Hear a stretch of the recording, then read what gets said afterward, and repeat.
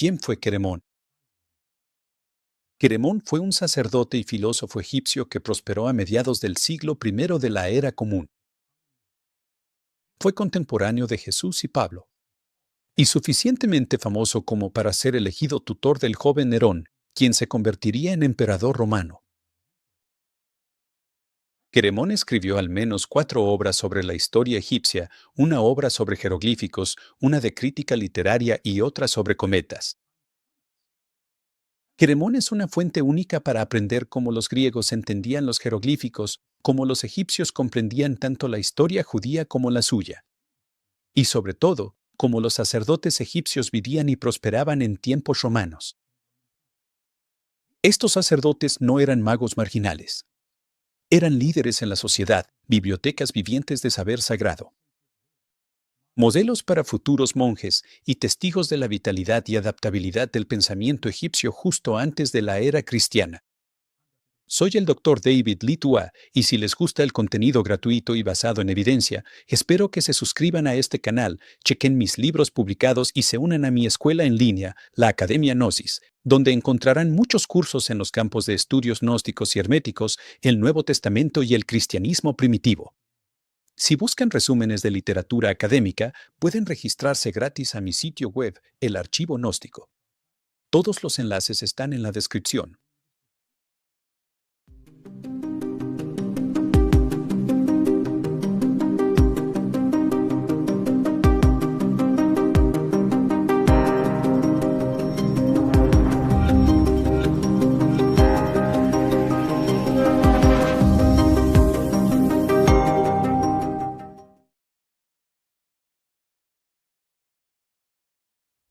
Las fuentes antiguas llaman a Queremón tanto estoico como escriba sagrado.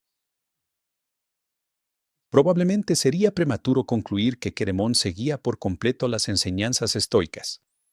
Más tarde, los platonistas llamaron a Queremón estoico, quizá por sus interpretaciones fisicalistas de los dioses y relatos egipcios.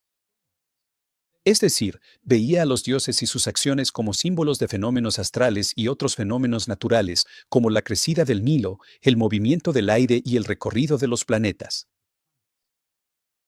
Por ejemplo, probablemente Queremón sea la fuente de la siguiente cita, que dice que los egipcios simbolizan al sol con un hombre embarcado en una barca que está sobre un cocodrilo. La barca indica el movimiento del sol en un elemento líquido. El cocodrilo, el agua potable en la que se mueve el sol. Así, simbolizan que el Sol realiza su revolución a través de un aire que es líquido y dulce. Isis es el poder de la tierra. Es ella quien nutre y hace crecer los frutos de la tierra, y Osiris representa entre los egipcios el poder fertilizante al que propician con lamentos cuando desaparece en la tierra en el proceso de la siembra y cuando es consumido como alimento. Osiris también es considerado el poder del Nilo. La Isis que entonces tiene relaciones con Osiris representa la tierra de Egipto. Ahora bien, como escriba sagrado, Queremón tenía a su cargo los idiomas sagrados. Y también habría tenido varias otras funciones, como examinar a los candidatos al sacerdocio, interpretar sueños y tratar de adivinar el futuro basándose en señales. A Queremón también se le ha llamado antisemita, pero puede que simplemente se opusiera a los judíos alejandrinos que, en su época, luchaban arduamente por obtener la ciudadanía completa de Alejandría. Fue Filón de Alejandría quien afirmó que los egipcios albergaban una enemistad antigua e innata hacia los judíos. Filón añadió, hablando como si fuera un egipcio, que la difamación antijudía era fomentada y enseñada a los egipcios desde la cuna. Ahora bien, para ser justos, el propio Filón cultivaba una notable desconfianza y odio hacia los egipcios. A principios del siglo I de la Era Común, tanto egipcios como judíos competían ferozmente por los derechos cívicos y el prestigio intelectual en Alejandría, donde los ciudadanos plenos solían ser griegos o descendientes de macedonios. Probablemente Queremón conoció a Filón en Alejandría o en Roma, o en ambas, ya que Queremón formaba parte de una delegación especial ante el emperador Calígula, y Filón encabezó una embajada exclusivamente judía para oponerse a Queremón. Ahora bien, no sabemos qué argumentó Queremón ante el emperador Calígula, pero bien pudo haber sido que los judíos alejandrinos eran sediciosos y justamente castigados en los disturbios recientes. Evidentemente, ganó su caso. Después de que Calígula fue asesinado en enero del 41, el emperador Claudio escribió una carta a los alejandrinos informando a los judíos que debían conformarse con su posición, es decir, de no ciudadanos, en una ciudad que no era suya. Habría sido entonces Claudio quien, años después, nombró a Queremón como tutor de Nerón. Queremón, en su historia egipcia, presentó a los judíos como originalmente egipcios, pero como egipcios impuros que fueron expulsados en la antigüedad por orden de Isis. Curiosamente, Isis reveló sus deseos a través de un escriba sagrado. Este escriba habló con el faraón, quien expulsó a unas 250.000 personas, lideradas por un tal Moisés, que también era egipcio de nacimiento. Estas personas, al ser expulsadas, se unieron a un ejército aparte y atacaron Egipto. Gobernaron durante varios años hasta que el siguiente faraón legítimo, Ramsés, los expulsó hacia lo que hoy es Palestina. Obviamente, los judíos se sentirían muy ofendidos por esta historia, porque contradecía el relato del Éxodo en puntos clave. Los judíos se veían a sí mismos como antiguos migrantes caldeos en Egipto que fueron maltratados por el faraón y que salieron por orden de su propio señor local, Yahvé. Ahora bien, no es tarea de un historiador moderno decir que la historia bíblica es correcta y que la historia de Queremón es ficción. Ambos relatos sobre los orígenes judíos en Egipto estaban en diálogo y competencia entre sí. No sabemos cuál de los dos es más antiguo. Podemos decir con seguridad que ambos contienen ficción y que cumplen fines retóricos y políticos. No solo porque una haya terminado en la Biblia la hace más certera. Filón y Queremón tal vez tenían más cosas en común en cuanto a su búsqueda filosófica. No se limitaron al plano histórico de la interpretación. Ambos eran alegorizadores de sus respectivas tradiciones. Tal como Filón afirmaba que las tradiciones judías eran alegorías con un significado más profundo, Queremón lo hacía para las historias y símbolos egipcios. Toda tradición sagrada se consideraba divina e intencional. La sabiduría de los antiguos escritores ocultaba las verdades más elevadas en relatos toscos y símbolos misteriosos. Aunque Queremón y Filón habrían discutido acaloradamente sobre el contenido de las tradiciones antiguas, habrían estado de acuerdo en que se podía llegar a la verdad más profunda de la tradición a través de la alegoría. Incluso Clemente de Alejandría admitió que, cito, los enigmas de los egipcios, en lo que respecta a velar su significado, son similares a los de los hebreos. Porfirio afirmaría después que el teólogo cristiano Orígenes, otro famoso alegorista, en parte aprendió la alegoría de Queremón. Queremón tenía mucho que decir sobre los sacerdotes egipcios porque él era uno de ellos. Los sacerdotes egipcios del período grecorromano eran miembros prominentes de la sociedad egipcia. Debían obtener, interpretar y preservar el conocimiento para mantener el orden cósmico. Eran los funcionarios tradicionales que forjaban un vínculo entre lo humano y lo divino. Destacaban en el uso de los libros como depósitos del saber, los cuales copiaban, los comentaban y los guardaban en bibliotecas de los templos. El acceso al sacerdocio dependía del conocimiento y de la iniciación, un proceso con diferentes etapas que daba acceso a áreas sucesivas y cada vez más especializadas del conocimiento, creando así una jerarquía dentro de las filas sacerdotales. La naturaleza de este conocimiento era teológica y filosófica, así como técnica y lo que hoy en día llamaríamos científica. Los templos eran importantes instituciones económicas en la época grecorromana y muchos sacerdotes combinaban sus actividades intelectuales y rituales con otras tareas ligadas a la administración de templos y propiedades. Muchas otras personas formaban parte del personal del templo, encargándose de algunas de estas funciones civiles y se distinguían de los sacerdotes por su falta de iniciación. El acceso a la iniciación sacerdotal se basaba principalmente en la herencia. Sacerdotes de varios rangos heredaban su posición de sus padres. Los sacerdotes eran circuncidados, completamente afeitados y vestían de lino. Realizaban diversas tareas en el templo por turnos y recibían un pago por su trabajo. Durante su servicio, los sacerdotes se purificaban, se mantenían alejados de la gente común y seguían una dieta especial. Antes de entrar al templo, los sacerdotes se purificaban con agua del lago sagrado. El servicio diario es bien conocido gracias a los textos rituales en papiro y a las escenas en las paredes de los templos. Abrían el santuario, descubrían la imagen de Dios, la purificaban, la vestían, la coronaban y le ofrecían algún tipo de comida sacrificial.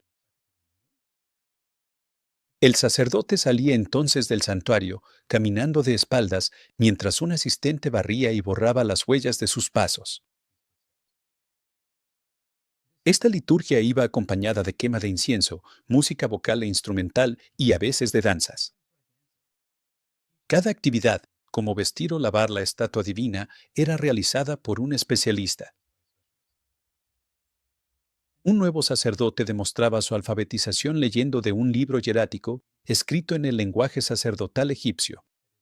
El estatus sacerdotal, aunque no era un trabajo de tiempo completo, tenía ventajas financieras y fiscales. Los de menor rango lo complementaban con la agricultura u otras actividades. Los sacerdotes recibían beneficios fiscales y hasta cierto punto estaban exentos del trabajo obligatorio. Los sacerdotes tenían sus casas dentro del recinto del templo. En el período grecorromano, era común idealizar a los sacerdotes o fraternidades religiosas como filósofos. Según Cremón, todos los sacerdotes egipcios eran eruditos o filósofos. Eran atletas morales que disciplinaban sus cuerpos con ayunos y otras formas de abstinencia. Cremón insistía en que los sacerdotes no se dedicaban al comercio. Pasaban toda su vida leyendo y en contemplación, luchando contra la avaricia. Eran puros en todo momento, y en épocas de festividad o fiesta, su pureza era tal que ni siquiera tenían contacto con amigos o familiares. Citando a Queremón, él dice que los sacerdotes siempre eran vistos cerca de los dioses o de sus estatuas, ya sea cargándolas, caminando delante de ellas en procesión o colocándolas con orden y dignidad, y que cada uno de estos actos no era un simple gesto vacío, sino una indicación de alguna verdad alegórica. Su seriedad también era evidente en su comportamiento, pues su manera de caminar era disciplinada y cuidaban de mantener una expresión tranquila al grado de que no parpadeaban aunque quisieran hacerlo.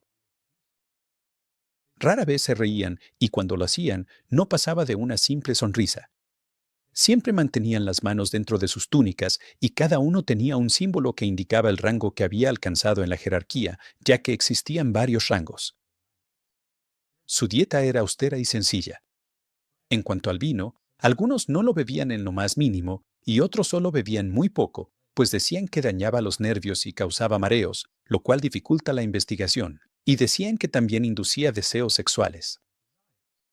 De la misma manera, también eran cautelosos respecto a otras cosas. No consumían pan durante los periodos de purificación y ayuno en absoluto.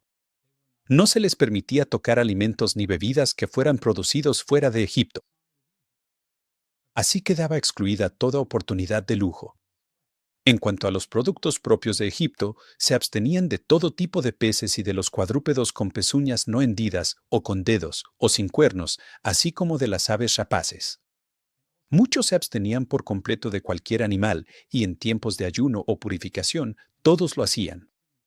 En esos periodos ni siquiera comían huevos, pues se consideraban carne líquida. Estas son algunas de las observancias religiosas que eran comunes para todos, pero había otras que variaban según la clase de sacerdotes y eran propias de cada dios en particular. Pero los tiempos de santidad purificaban a todos los sacerdotes. Estos eran periodos en los que debían realizar algo relacionado con los ritos sagrados. En ese tiempo pasaban varios días en preparación, algunos 42, otros más, otros menos, pero nunca menos de 7 días de preparación. Y durante ese tiempo se abstenían de toda comida animal, de verduras y frijoles, pero sobre todo de tener relaciones sexuales con mujeres, ya que, por supuesto, nunca tenían relaciones con hombres. Se lavaban 3 veces al día con agua fría, al levantarse de la cama, antes de comer y antes de irse a dormir. Pero si llegaban a tener una eyaculación durante el sueño, inmediatamente purificaban el cuerpo con un baño. En otros asuntos cotidianos también usaban agua fría, pero no en gran cantidad. Su cama estaba tejida con ramas de palma, a la que llamaban bayaí. Una pieza de madera bien lijada y semicilíndrica era su almohada. Se habituaban a soportar el hambre, la sed y la escasez de comida durante toda su vida. Por eso asumían muchas cargas en la realización de sus ritos religiosos y muchos servicios que requerían más fuerza de la habitual. Dividían la noche para la observación de los cuerpos celestes y a veces para rituales, y el día para la adoración de los dioses, en la que les cantaban himnos 3 o 4 veces en la mañana y en la tarde, cuando el sol está en su cenit y cuando se pone. El resto del tiempo lo dedicaban a especulaciones aritméticas y geométricas, siempre tratando de descubrir algo y hacer hallazgos, y en general ocupándose siempre en el aprendizaje. En las noches de invierno se ocupaban en la misma actividad, permaneciendo despiertos por su amor al aprendizaje, ya que no tenían que preocuparse por ganarse la vida, y estaban libres de ese mal amo, el exceso. Su labor ilimitada e incesante da testimonio de la resistencia de estos hombres, y su autocontrol se manifestaba en la ausencia de deseo. Esta cita tan extensa proviene de la obra de Porfidio sobre la abstinencia. Porfidio calificó a Queremón de preciso y amante de la verdad, y también utilizó extensamente el trabajo de Queremón al escribir su carta a Anevo. Cabe mencionar también que Queremón vivía lo que predicaba. Un poema de Marcial, a finales del siglo I, indica que el mismo Queremón era sumamente disciplinado, incluso en el lujo del palacio de Nerón. No hay más referencias a Queremón después del año 50. No sabemos si permaneció en Roma o si regresó a Egipto. Presiento que tal vez regresó a Egipto, ya que él mismo señaló que los sacerdotes egipcios no viajan al extranjero salvo en misiones políticas. Egipto, para Queremón, era el centro del mundo y el lugar de la pureza suprema. Para muchos, Egipto sigue siendo la puerta de entrada al mundo divino.